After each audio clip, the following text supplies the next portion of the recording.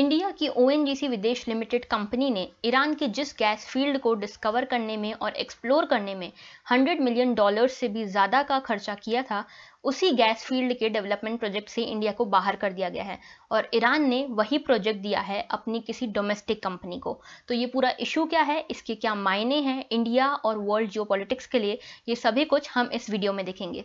So hello and welcome to prep IAS. मेरा नाम है Mayuri Bhagwani and let us see what the whole issue is. So देखिए, यहाँ पे आप न्यूज़ कटिंग में देख सकते हैं, Iran to develop Farzad B gas field domestically.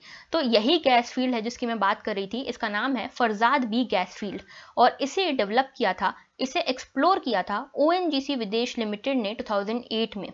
ठीक है, ओएनजीसी विदेश लिमिटेड जो कि इंडिया की ही ओएनजीसी ग्रुप, ओएनजीसी जो पीएसयू है उसी की ओवरसीज इन्वेस्टमेंट आर्म है, इसने 2008 में इस गैस फील्ड को एक्सप्लोर किया था और माना जा रहा था कि ओएनजीसी के जिसने इसको एक्सप्लोर किया है उसके चलते इंडिया को ही इसका डेवलपमेंट प्रोजेक्ट मिलेगा, जो कि अब नहीं हुआ है ऐसा। इंडिया को ना मिलकर ये एक डोमेस्टिक ईरान की कंपनी को ये प्रोजेक्ट मिला है।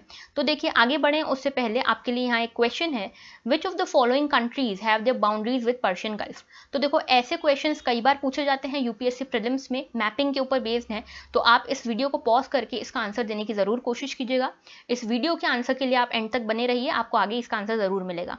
सो देखिए, ये पूरा इशू क्या है, ओएनजीसी की जो ओएनजीसी कंपनी है इंडिया की, उसने इस गैस फील्ड को एक्सप्लोर किया था 2008 में कई सारी और कंपनीज के साथ मिलकर, और इसके एक्सप्लोरेशन के बाद यूएस डॉलर 11 बिलियन इन्वेस्ट करने की बात की थी इंडिया ने। इंडिया ने ऑफर किया था ईरान को कि अगर आप चाहें तो हम इस गैस फील्ड को डेवलप कर सकते हैं इतना इन्वेस्टमेंट करके, लेकिन इंडिया के इस ऑफर को ठुकरा दिया गया है और ईरान ने अपना जो ये प्रोजेक्ट है, ये पेट्रोपार्स ग्रुप जो कि ईरान की एक डोमेस्टिक कंपनी है, उसे दिया है इन $1.78 बिलियन। ठीक है, तो ये इतना बड़ा कॉन्ट्रैक्ट था, ये इंडिया के हाथ से जा चुका है। ठीक है, तो आगे बात करें इससे पहले लोकेशन देख लेते हैं, इंडिया की लोकेशन, ईरान की location, Farzad B gas field की लोकेशन, ये सब कुछ। तो देखिए, ये है हमारा अर्थ और अर्थ पे हम यहाँ हैं इंडिया। ठीक है, इंडिया के अगर आप वेस्ट में जाते हैं तो ये आता है वेस्ट एशिया। ठीक है, वेस्ट एशिया में जो ये आपको रेड कलर में दिख रहा है, ये है ईरान, और ये जो इससे लगी हुई जो वाटर बॉडी है, इसे कहते हैं पर्शियन गल्फ। ये पर्शियन गल्फ के आसपास कौन कौन सी कंट्रीज हैं हम ये देखेंगे। ठीक है, इससे पहले हम देखते हैं पर्शियन गल्फ को डिटेल में।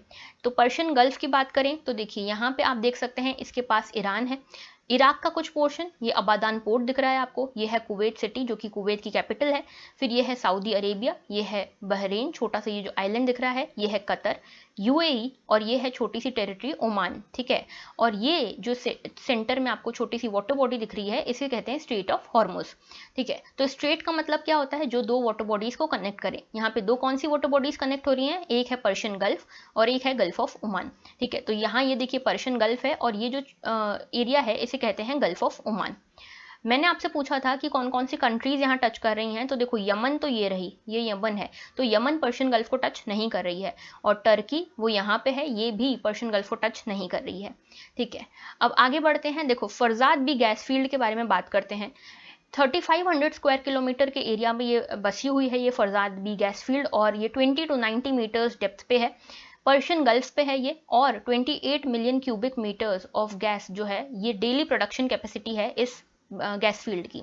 ठीक है, यहाँ पे आप मैप में भी देख सकते हैं, ये है पर्शियन गल्फ और पर्शियन गल्फ में ये है Farzad B gas field. Okay, ये जो ग्रीन पार्ट आपको दिख रहा है ये है ऑयल फील्ड्स, और जो रेड पार्ट आपको दिख रहा है ये है गैस फील्ड्स। ओके, अब देखो आगे बढ़ते हैं, इसके टाइमलाइन की बात करते हैं। तो सबसे पहले 2002 में इंडिया की कंसोर्टियम, जिसमें कि ओएनजीसी विदेश लिमिटेड थी, इंडियन ऑयल कॉरपोरेशन और ऑयल इंडिया, इन तीनों कंपनीज का एक कंसोर्टियम था, जिसे ईरान ने एक कॉन्ट्रैक्ट दिया जिसमें फरजाद बी ब्लॉक जो था उसे एक्सप्लोर करना था। इसी के लिए ओएनजीसी ने अपने $100 मिलियन यहाँ पे इन्वेस्ट किए थे। ठीक है, 2008 में पता चला कि यहाँ पे बहुत बड़ी गैस फील्ड है, ठीक है, जिसमें जिसमें 19 billion cubic metres of oil gas reserve यहाँ पे है। तो ये चीज़ 2008 में पता चली और 2009 में ये जो प्रोजेक्ट है ये एक्सपायर होना था, ये कॉन्ट्रैक्ट एक्सपायर होना था। बाद में ऐसा माना जा रहा था कि इसी प्रोजेक्ट का डेवलपमेंट जो है वो इंडिया को मिलेगा, डेवलपमेंट प्रोजेक्ट, लेकिन ऐसा नहीं हुआ। 2020 में ईरान ने ये क्लियर कर दिया कि ये प्रोजेक्ट इंडिया को ना देके ईरान अपनी एक डोमेस्टिक कंपनी को देगा।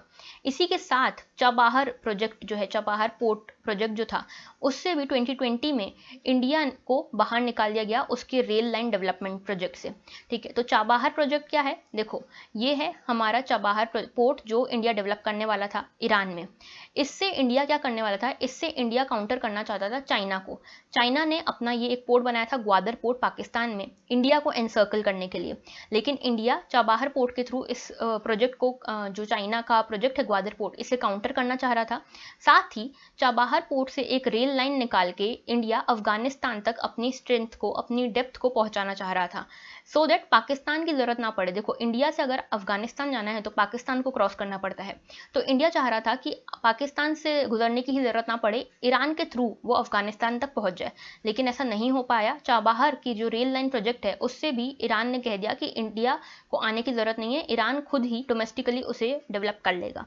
तो ये पूरा इशू है। ठीक है, अब इसका ब्रॉडर पर्सपेक्टिव क्या है, ये बहुत इंपॉर्टेंट है। तो देखो, यहाँ पे कुछ चीजें हैं। पहला है चाइना फैक्टर। देखो, इंडिया को कब से काउंटर करने की कोशिश कर रहा है चाइना, और ऐसा माना जा रहा है कि ये जो ईरान ने प्रोजेक्ट नहीं दिया है इंडिया को, इसके पीछे भी चाइना फैक्टर है। चाइना के साथ ईरान ने अभी अभी 25 ईयर्स का स्ट्रेटेजिक कोऑपरेशन पैक्ट भी साइन किया है, तो एक फैक्टर तो ये हो सकता है। दूसरा, यूएस ने 2018 में ईरान न्यूक्लियर डील से यूनिलेटरली विड्रॉ कर लिया था। तो उसके बाद से इंडिया का जो रिलेशन है ईरान के साथ, वो काफ़ी अफेक्ट भी हुए हैं। तो ईरान इस चीज़ को लेकर काफ़ी स्केप्टिकल है कि इंडिया के जो डिप्लोमेटिक टाइज हैं यूएस के साथ, वो बहुत स्ट्रांग हैं। तो अगर कहीं चुनने की बात आती है यूएस और ईरान में से, तो इंडिया किसे चुनेगा? ठीक है, तो ये एक इशू है।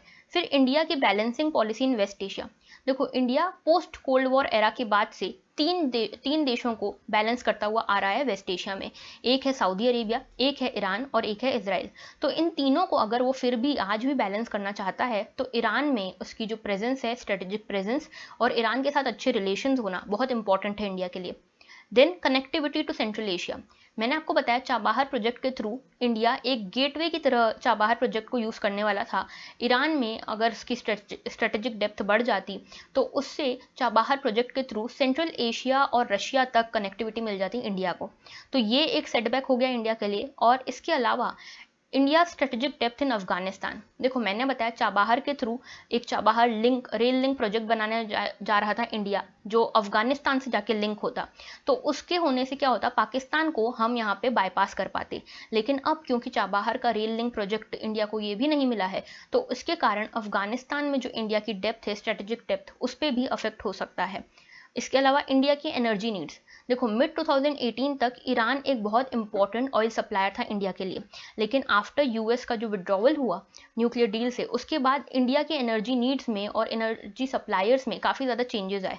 तो ये जो प्रोजेक्ट से फरजाद बी गैस फील्ड जो है, ये एक बहुत इंपॉर्टेंट सप्लाई हो सकता था, फ्यूल सप्लायर हो सकता था इंडिया के लिए और एनर्जी नीड्स को कैटर करने के लिए इंडिया की। लेकिन क्योंकि इससे ये प्रोजेक्ट इंडिया को नहीं मिला है, तो इसका इम्पैक्ट एनर्जी नीड्स पे भी देखने को मिलेगा इंडिया के।